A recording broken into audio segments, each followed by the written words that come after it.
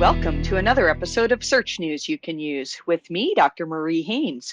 This is an episode where we've got a bunch of tips. I'm going to share some theories about some things that we think are happening with Google's algorithms. And there's a bunch of news that's happened, although finally we've had a week where things are not too crazy in search. There's been some turbulence since the May update, which is something that we expect. I'll talk a little bit about that, but I don't have too much to add on what we're seeing in terms of Google tweaking this update. We've got some really interesting questions at the end of this episode. There's a question about whether the order of your H tags matters. I'll give my thoughts on that.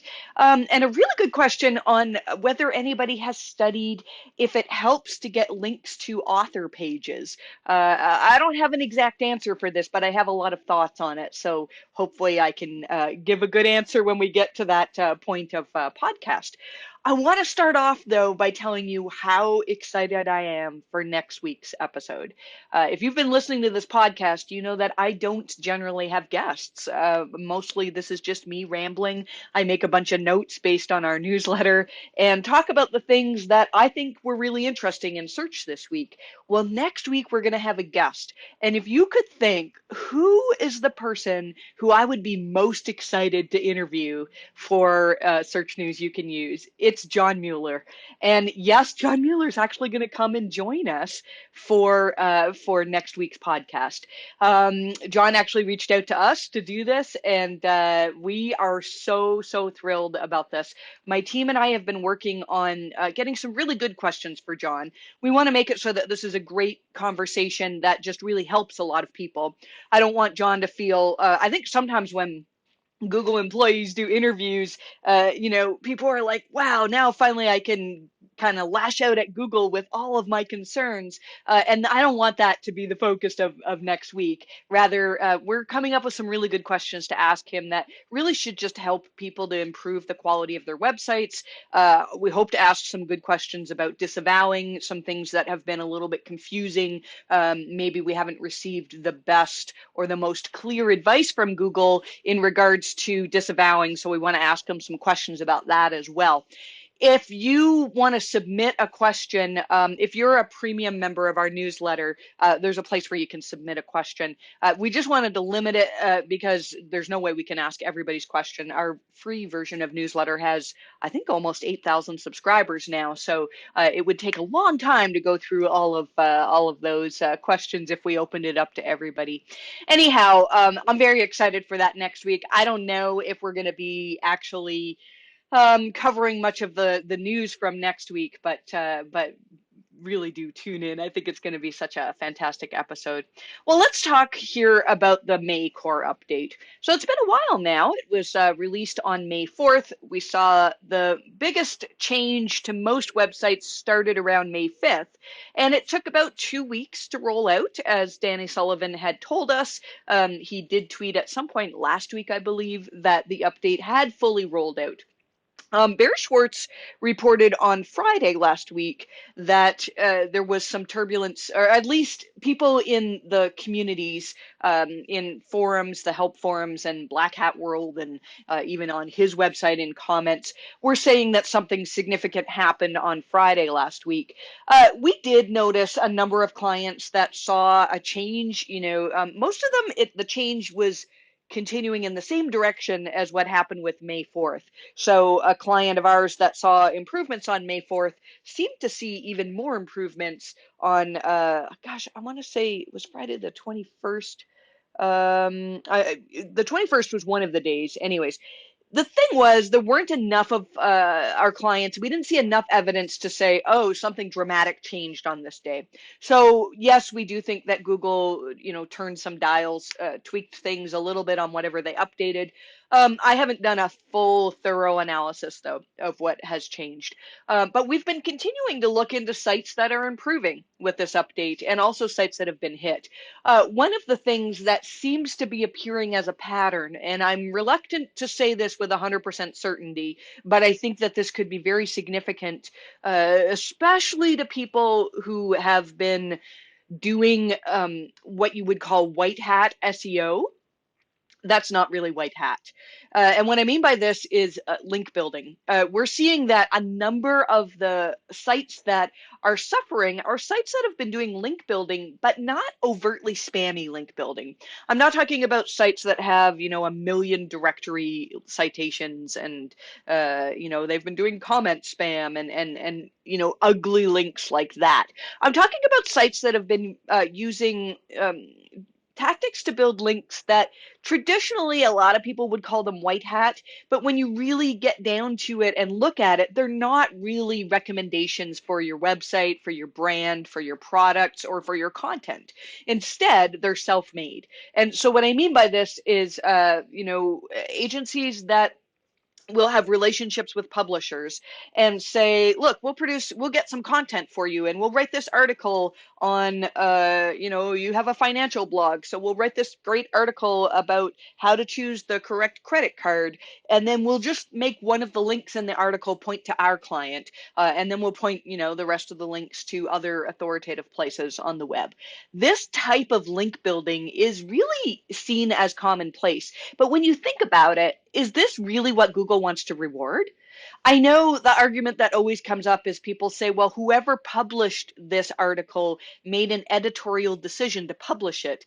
But in reality, when they published the article, did they really publish it because they thought that your website was amazing? No, they published it because you traded content and you said, hey, can I throw a couple of links or maybe even just one link into this content? A lot of the pages that are not doing well with this May core update are pages that have that type of link. And my thought is that what Google's doing here is they're better able to understand the content on the pages, which means that they don't have to put as much emphasis on links. It's also possible that Google got better at figuring out which links are truly mentions, and just counting those. The reason why I say this is I'm predicting that in the weeks and months to come, there's going to be a big rush of people who are trying to fix their SEO problems by disavowing these links. And I think that this is going to cause a whole lot of confusion. If if you followed what I've been doing over the years, you know that I love the disavow tool. I mean, when we we were watching, I think it was Mission Impossible, one of the old Mission Impossibles, a little while back, and Tom Cruise is like, I'm gonna disavow him, and I'm like, no, that's my word. But in reality, I mean, that sounds very egotistical of me, but I love Google's disavow tool. I've done really well with it and helped a lot of websites with it, but a lot of people who are disavowing are not going to see improvements. And so if Google has said, if their algorithms say, well, this article that used to rank well based on the fact that it's got 40 inbound links pointing to it, once we realize that, 38 of those links aren't actually truly people who wanted to recommend the content, but rather they were self-made, well, why would it rank well? And why would disavowing that link actually make it rank any better? And so I think people soon are going to see the tie where pages that were heavily SEO'd are not doing so well.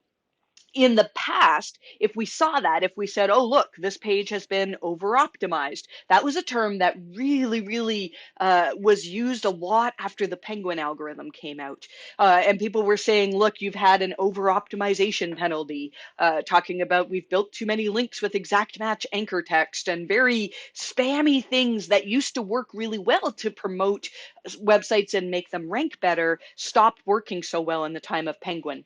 Now what we're saying is it's not necessarily the spammy links, and that's what's going to make things really challenging when it comes to deciding whether to disavow these links. Because the types of sites that we're seeing, we look at these pages and we say, well, you know what? This page used to rank, but why did it used to rank? Because we could see that the other pages that are competing against it are really a better option. So why did Google rank this before? And then we can see, it's based on probably the power of these self-made links. And again, disavowing those is not going to make that page more valuable. I still do think if you have been really, really strongly hit, and you have been doing very extensive link building in the ways that I just mentioned, it may be helpful to disavow. We have an article that I mention a lot where a little while back, I went to Google's offices in New York City and was able to be a part of a Google Help Hangout with John Mueller. And I asked John whether whether a disavowing links can still help a site algorithmically. So I'm not talking about sites with manual actions, but rather websites that have been doing link building and have not received a manual action, but for whatever reason just aren't performing as well as we expected in search. And John did say that if there are enough links pointing to a website that Google's algorithms deem to be sketchy was not his word, but potentially untrustworthy, then Google may decide to just put less trust in all of the links pointing to the website. And so this is something where potentially, if that's happening, you could see some benefits from disavowing. The problem, though, is that Google doesn't give you any, they don't say, well, by the way, we're ignoring 90% of the links pointing to your site. If you don't have a manual action, they don't tell you what what the problem is with your site. So, what do we make of all this? I think that's something that's going to be an issue. Just watch in the weeks to come. And those of you who work for SEO companies where your primary way of promoting rankings is to create content and farm that content out to other websites so that you can get links, you may want to think about shifting. Some of this is good. Some content marketing can be excellent. For example, if I wrote a guest post, say for SEMRush, and it got published on SEMRush, and maybe I've included a link to a blog post that I wrote that had some data to back up some of the things I'm talking about. Well, that blog post on SEMRush, because SEMRush is recognized as an authority in the world of SEO, having my name and a blog post published on SEMrush can do wonders for my brand. It also can do wonders for business. If I get a blog post published on an authoritative website, then that website has their own, SEMrush has many, many readers who trust their content, and that can introduce new people to my brand, to my company. And that should be the reason why we're guest posting, why we're creating content for other websites. So I don't want to be alarmist, but I'm saying if you are primarily trying to rank websites by creating content and just finding ways that you can trick webmasters into linking to your content, even though they didn't reach out and say, oh, this is really good, I want to link to it, then you need to be careful. And I think there's going to be a lot of confusion to come in probably over the next year or so, I'd say. The other thing that I really think is happening with this May core update, and I'll tell you, even within my own team, there's a little bit of, we're not sure whether this theory is 100% correct. Uh, I'm fairly confident on it. I really think that Google with this update has done things towards recognizing firsthand expertise. Several of my team members, though, my auditors who I really trust and I value their opinion, we're sort of going back and forth on this. And so I'm going to share it with you because, I think it's a good theory and I think it's not going to hurt anybody if I'm wrong on this theory. And then we'll see if, something comes out in the future that backs me up to say this.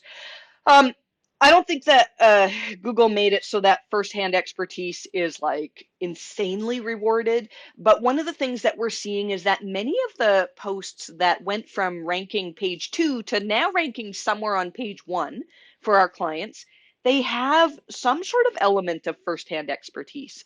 So one is, I can't give away the industry, but it's an affiliate website that covers a very tiny niche. Like if you imagine, gosh, it's hard to say this without giving it away. A certain type of book, let's say. And, there's many, many books out there, but there's a certain type of book that this website focuses on.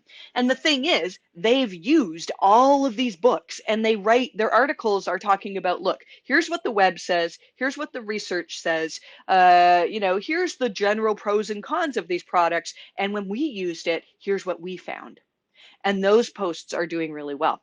I've mentioned this in the last couple of episodes of Search News You Can Use, but We have another client who's doing really well, who also saw an even bigger boost with last Friday, whatever the tweak was that Google did. And this client is a plastic surgeon. And some of his articles are now outranking some medical giants like Healthline and Mayo Clinic. And they're basically talking about the side effects of certain types of surgery.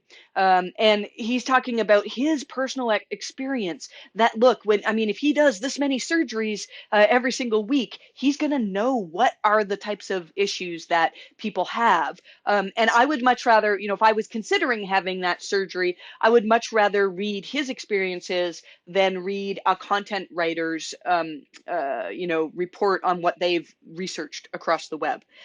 So now, we don't think that, it's not like all of a sudden, because I know some people are probably saying, but wait, I read about firsthand expertise and I didn't do well with the May core update. I believe that there have to be, all of these elements of EAT present. So what I mean by that is there's stuff that we've written in the most recent newsletter for have the search results actually improved since the May core update.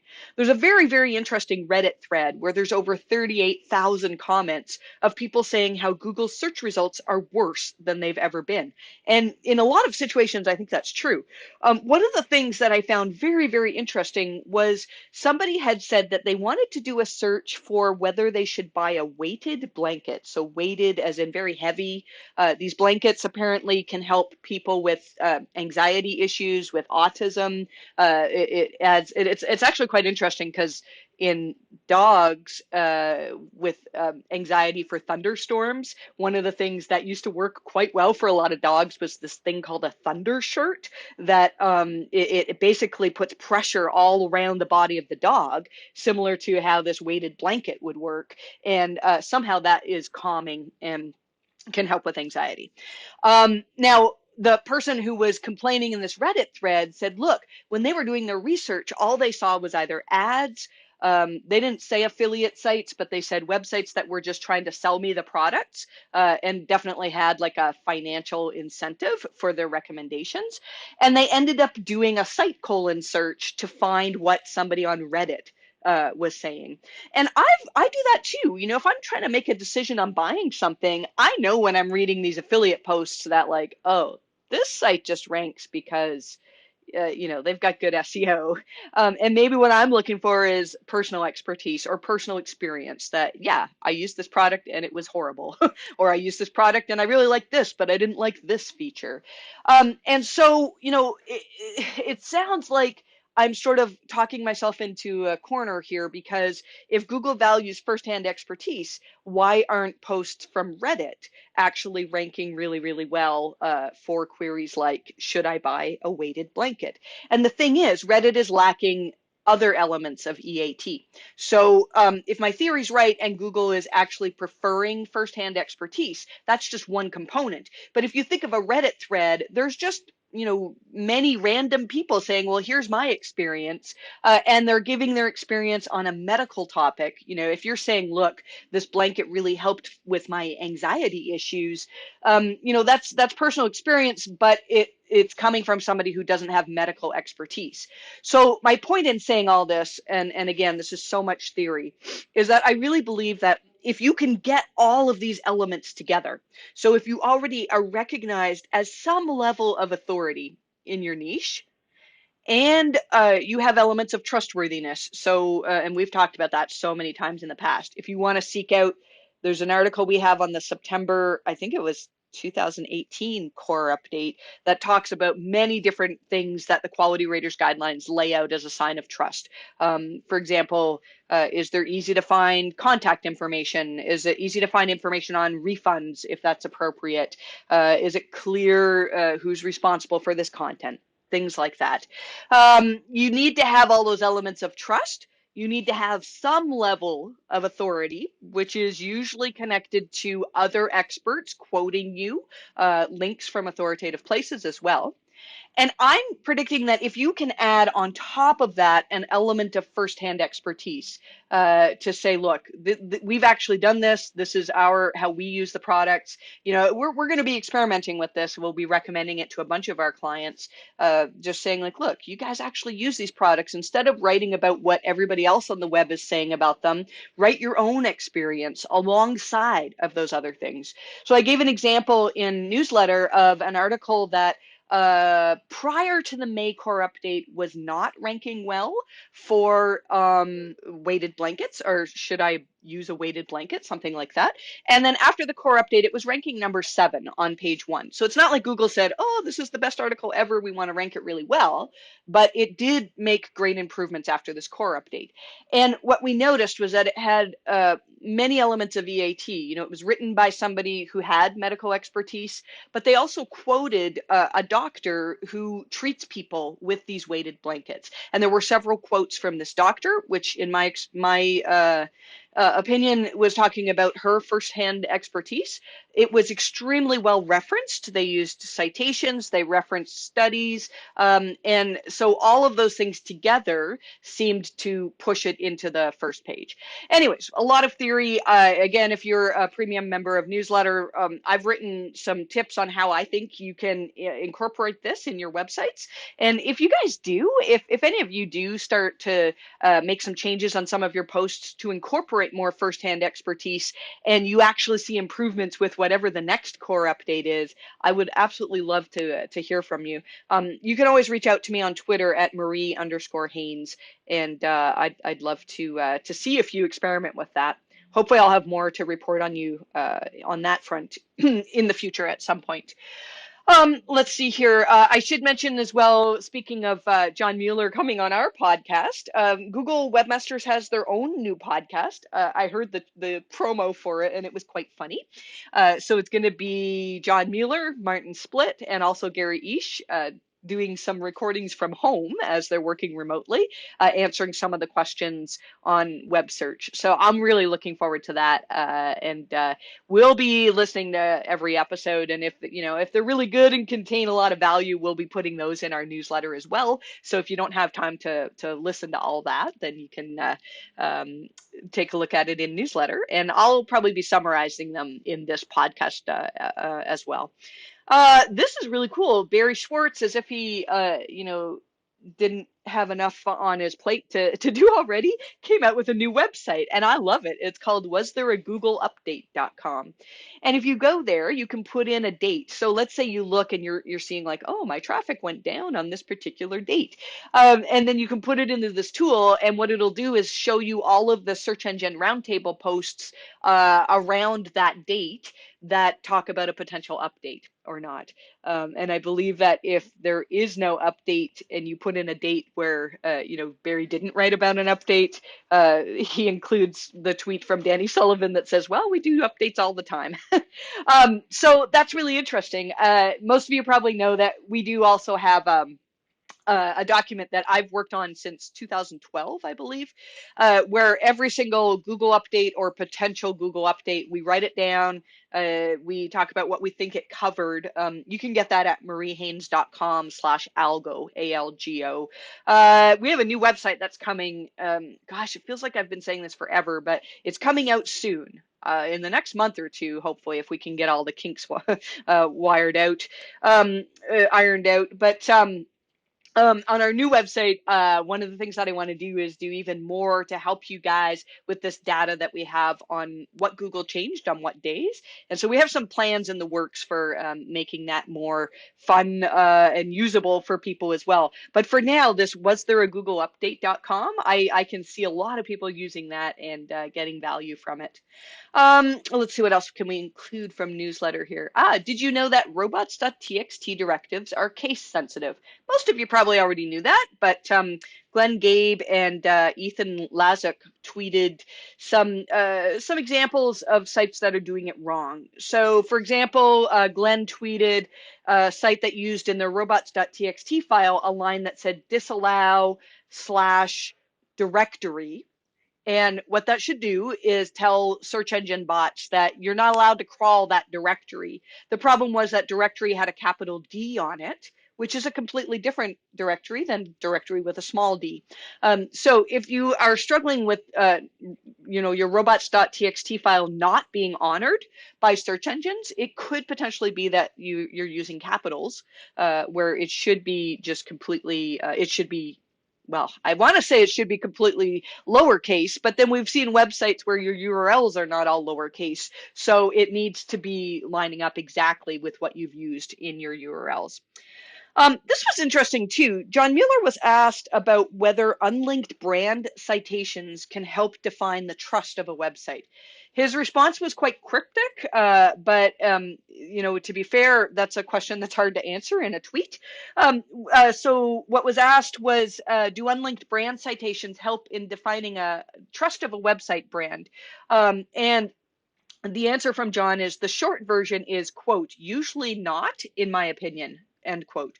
The long version, John says, is somewhat hard to squeeze into a tweet form, and I'm not in the mood to write a long essay, so hopefully the short version is useful as a starting point.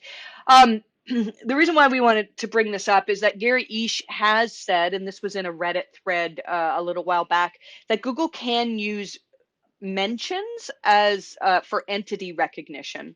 So my example would be to use myself if I think this week I was mentioned for something on Search Engine Roundtable, something regarding manual actions, and that happens, every few weeks or so. I'll write something and then Barry will mention me, but Barry doesn't link to me. We've talked about that in the past. The first time I ever got mentioned, I did the SEO thing.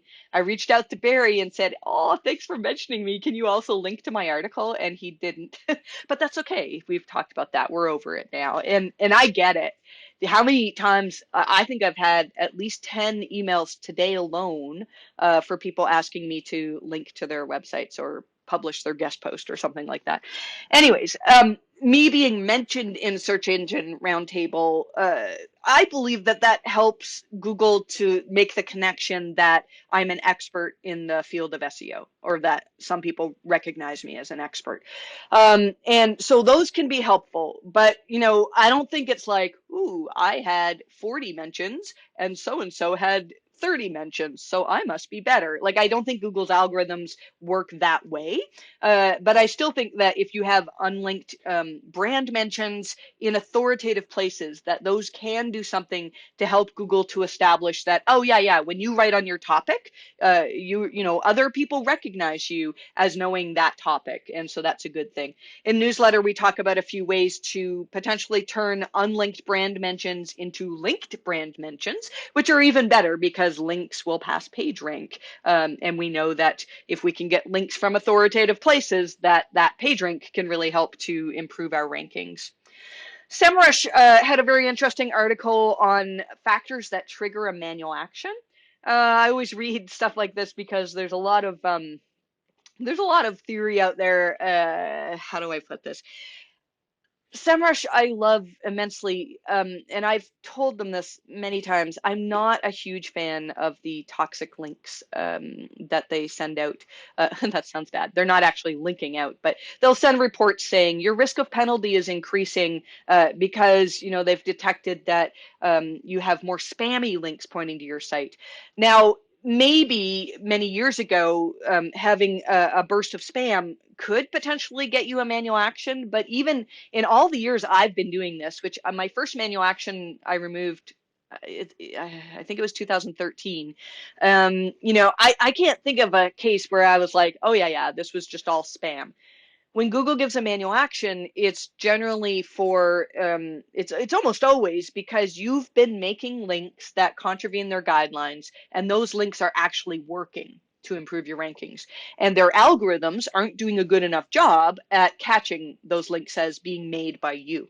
So the reason why I want to mention this, and I think the SEMRush article is very good, their top 2 reasons out of all the websites they analyzed for the sites to be getting a manual action were paid links, which totally makes sense, and overuse of guest posting, which I agree with as well.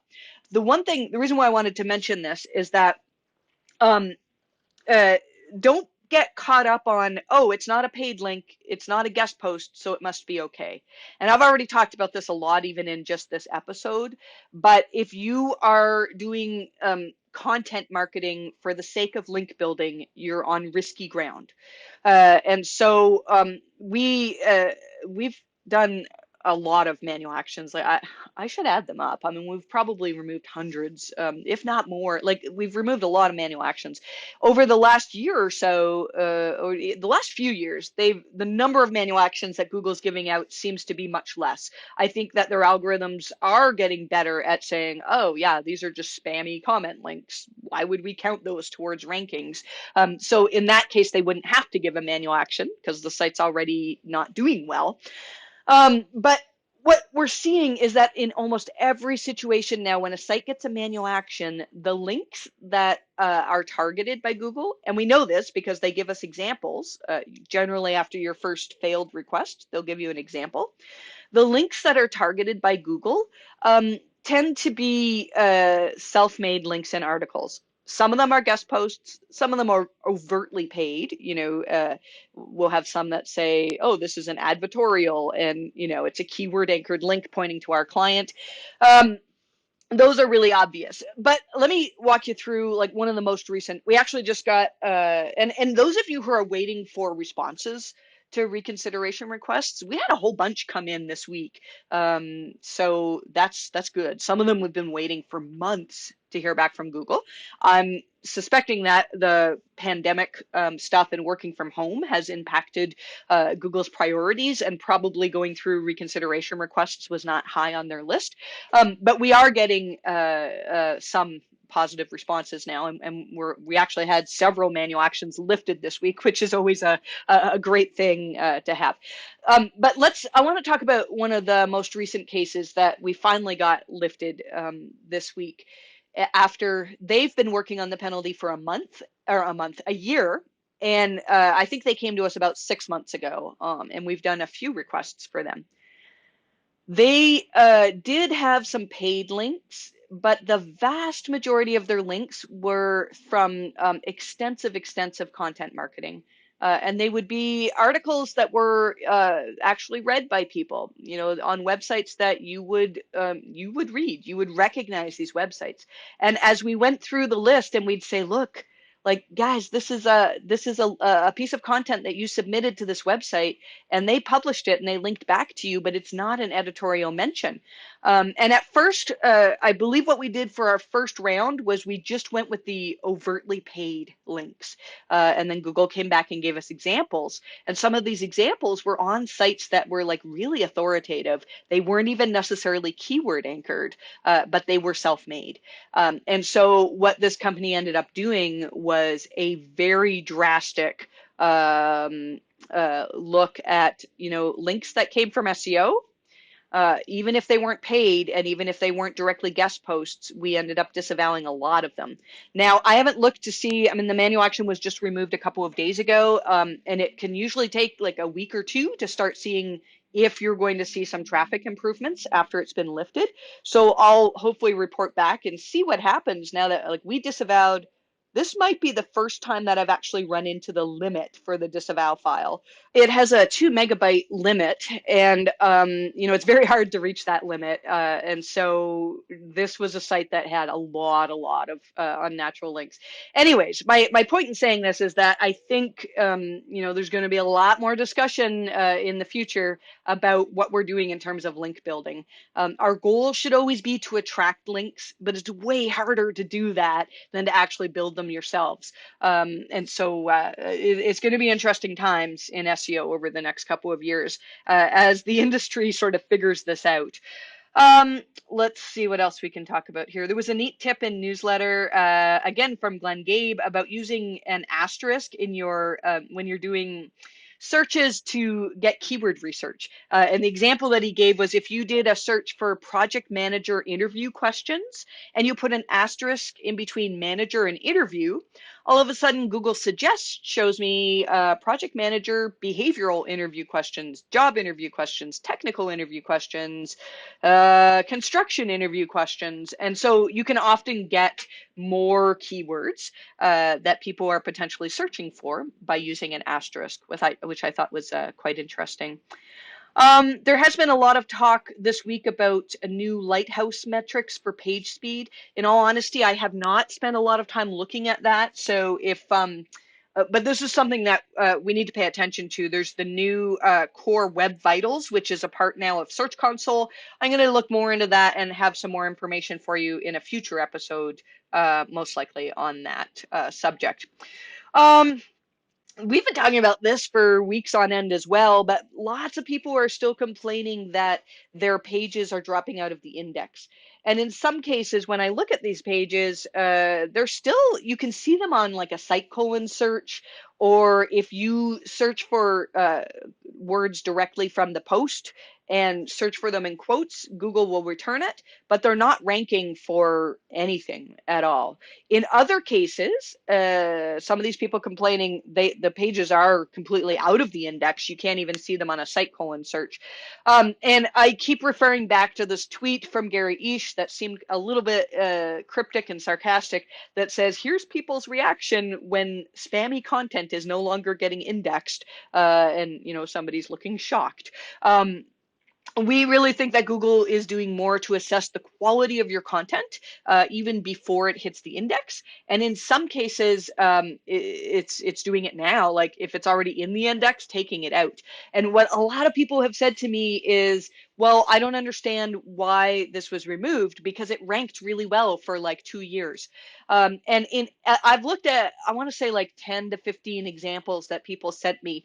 And in every single case, they were posts that were not overtly spammy, but they really weren't that valuable to people. And so I would really urge you, if you're struggling to get post indexed, or one of your articles is just not indexing even though you've submitted it to the index and you're sure that there's no technical reason like a hidden no index or blocked by robots.txt or something like that, I'd urge you to look at Google's blog post on core updates, because they have a bunch of questions to ask. Like one of them is, does the content provide original information, reporting, research, or analysis?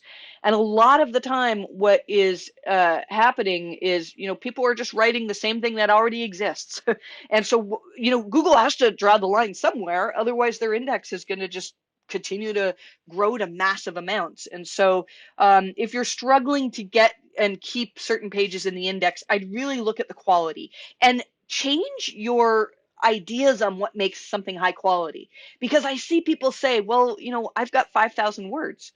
That's got to be high quality, but maybe it's not the best answer for the person who's searching. Or, my stuff is just as good as this other site that's ranking. Well, if that's the case, why would Google want another site that's just as good, right? You've got to be even better.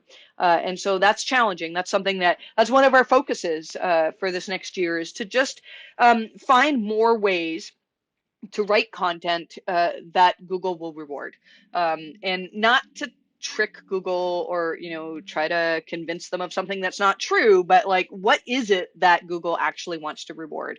That's one of the things that we're working on.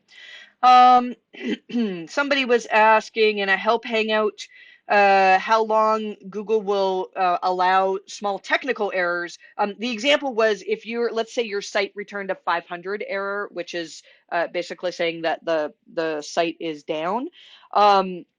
How long will Google, will they just immediately drop your page out of the search results? And what John had said was that Google will typically, if they see a 500 server error, they'll check back later.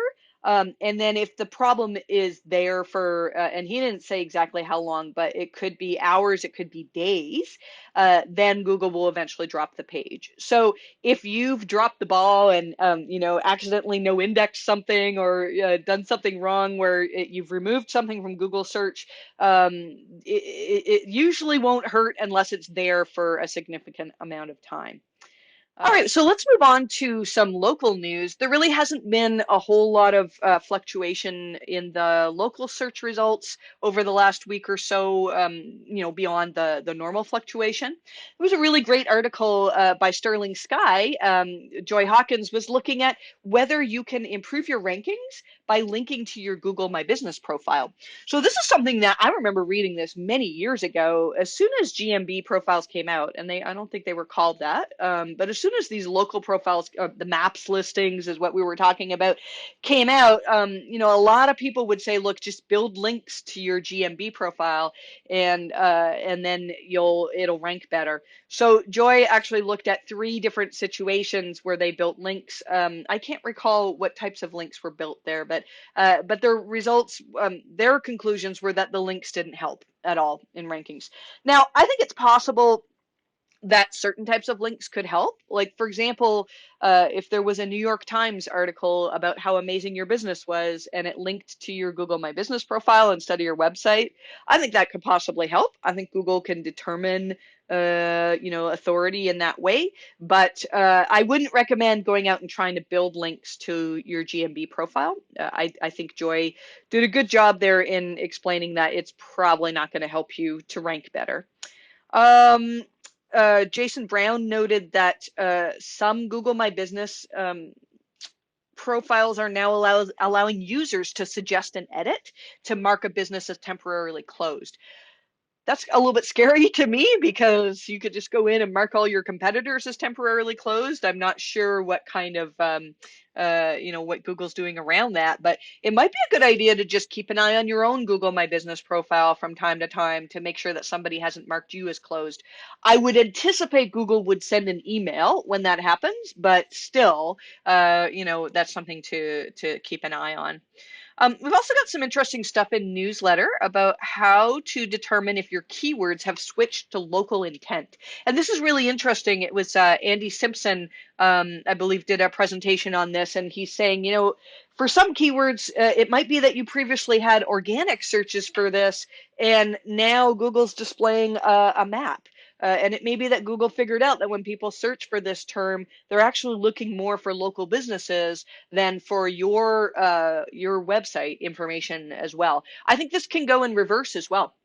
I think that with the Maycore update, as Google got a little bit better at understanding relevancy, they basically can determine in some places that, people were actually looking for this type of post, whether it was local, transactional, informational. One of the search results that I reviewed in looking at sites that saw improvements and declines with the Maycore update was it was something that previously the sites that were ranking well were very long informational posts, and now the #1 site is a tool. And when people typed in, how to do blah, blah, blah, all they really wanted, they didn't want to read 5,000 words on how to do this. They really just wanted this tool that did it for them. So Google, I do believe, is getting better at determining searchers' intent. I also believe that they're probably doing something new with this, which means it's not going to be perfect. It's going to take a lot of tweaking. And so we're going to see people saying like, oh my goodness, this search result is horrible, and it should just get better and better over the months and years to come. Still on Google My Business, apparently Google My Business Insights is having issues, and there's no data past May 18th. If you're using UTM tags to track whether people are coming from your GMB profile or from elsewhere, then you're probably all right. But if you're relying on Google My Business Insights, good luck with that, because looks like there's a problem. There are so many problems with Google My Business, but to be fair, I mean, how many millions of businesses are out there? Like, how many other software companies? Google's not a software company. Forget it. Google's really big. They should be able to handle this. I don't know. It boggles my mind how many issues there are with Google My Business. But then again, I'm glad I'm not in charge of keeping everything running smoothly there. We put a few tools in newsletter. I really want to play around with Tony McCreath has a new structured data visualizer tool. I think that's going to be really, really interesting. Let's see here. So let's move on to Q&A. These are fairly short questions. I'm going to try to not talk for another hour on giving my answers, but I thought there were things that could actually really help some people. Michelle Kubat Segovia, and my apologies if I have mispronounced your name, I'm horrible with names, has asked this question for podcast, and it's a really good question. You mentioned before that heading tag numbers don't matter, so an H2 could function as an H1. Does the order matter? And so what she's saying is, like, let's say you have a blog post that has an H1 with your main, the title of your article, and then you have an H3 with like category 1, and then you happen to have H2 with question. And so would that, cause problems in Google's eyes? I can't say with 100% certainty, but my guess is that it's totally fine. I do think that we should be using H tags for every article. There's two reasons. One is for accessibility reasons. People who use screen readers, I'm not sure how screen readers would handle a situation where there's an H1, then an H3, and then an H2. I'm not sure if that would work just as well, or whether they try to go through the H2s. I feel like a screen reader should be able to figure that out too. But somebody was asking, we had this discussion about whether it was okay to have more than one H tag on a page, and Martin Split from Google replied with, well, it isn't confusing Googlebot, but being consistent with the outline of your document for your users and accessibility is good. And so, I mean, ideally, I think it would make sense to it's kind of like anything in SEO. We go, well, I don't know if this is actually going to help, but the more we can do to help search engines understand our content, the better. The one thing I would say with H tags, and I had another quote here. Oh, here we go. This was a quote from John Mueller from a Reddit thread about 8 months ago. He says, headings on a page are great for SEO and accessibility, but they're not going to make or break your site's rankings. He says, be reasonable in what you mark up as a heading, pick things that help to explain what pages are about. See it a bit like highlighting something on a page that you hand out. You want to make it clear what the page is about, but if you use too much of it or don't highlight anything at all, then it'll take more effort for the person to understand at a glance. One of the things that I feel like we're seeing with sites that have improved with the May core update, and even with the last few updates, is that often the content is well divided by headings. I personally believe, again, this is theory and I don't have any proof for this, that when Google uses things like BERT to understand language on a page, it makes sense to me for them to sort of skim the headings and say, this page is about these 5, 6 things. And you need to have good use of those headings in order for BERT to understand your content. Rather than Google trying to understand all 5,000 words of your page, if they just need to understand, all right, this paragraph is apparently about this topic that the searcher has searched for, and now we want to see whether it's a good example to return to them. Headings could be very, very important. So I don't think it really matters. Oh, the other thing too is it's better for users to just use headings. I mean, none of us want to read a massive wall of text. We like to skim and use the headings. So does the order matter? Probably not. But if it was me, I don't know. I think it depends on how hard it is to change. If your entire website is coded in a way that the H2s look smaller than the H3s for some reason, and I don't know, you're doing it that way, and it would take hours and hours and a lot of money to change it, then no, I wouldn't change it. But from this point on, it makes sense to write things using the proper order for H tags. The last question that we'll ask here is, are there known benefits for EAT or any case studies done for inbound links to an author page, especially for medical sites? So this is an interesting question. The question, I guess, to summarize it is, if you get links to your author's bios on your website, will that help improve rankings?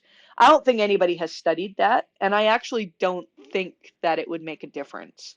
However, it depends on the type of link. And again, this is similar to what I was saying earlier. Like if the New York Times or some other authoritative website wrote an article on a topic that you're known as, you're known in that industry for, and they mention one of your authors and they link to your author page, I think that can improve Google's understanding of that author being an entity who is connected to the same topics that you are, that your brand is. The thing is, though, Google should already be doing that. And I don't think that getting more links to the author page would make it better. I don't think it's like PageRank where we can say, oh, this page that's got, X amount of page rank is going to rank better than this one that's got less. I think EAT, in terms of understanding author entities, are more, I don't want to say like it's an offer on switch, but I feel like it kind of is. Like you either are known as an entity that's connected with this topic or you're not. And who knows, maybe Google's got varying degrees, but I personally think that that link from the New York Times would be just as helpful pointing to their article that they wrote as opposed to their author page. So I know the person who tweeted this tweeted at a bunch of other people who talk on entities and EAT and stuff like that too. So I'll be interested to see what they say. But my guess is that getting links specifically to author pages probably isn't going to be the best way to spend your time. I think we'll end it there. That was I enjoyed doing that episode. I'm again so excited for next week where we do our interview with John, and we're going to come at him with some great questions. And our goal is to make this like the most valuable that we can. So I'm really looking forward to that next week. I wanted to ask you a favor. If you've made it all this way to the end of the podcast, somebody's doing this poll for the best podcasts on SEO. Normally, I'm not a fan of these like popularity contests because, just because somebody got a whole bunch of votes doesn't necessarily mean that they're the best podcast. They just have the best social network. So I'm making a plea to you, my social network, to vote for us. And the reason why I'm saying that is, we work really, really hard. The newsletter takes all 10 of us at MHC to publish. And podcast itself takes 2 days of my time, probably 2 full days, along with I've got a full team that help clean up the recordings and publish the social and everything. Anyways, if you can vote for us, it's on omologist.com, and we've got a link in newsletter on where you can do that. I would be greatly appreciative if you could do that. So that's all we've got. I still hope that you guys are managing okay. I know some places of the world are starting to open up a bit now, and it'll be interesting to see if we can do this in a safe manner. I can't wait for the day that I have got a full team of people in my office again, because man, we have a great bunch and we love to laugh, and it's just not the same on Slack. But we're not coming back into the office until we feel really comfortable that we're all safe. So I wish the same for you. I hope everybody's nice and safe out there, and I wish you the best of luck with your rankings.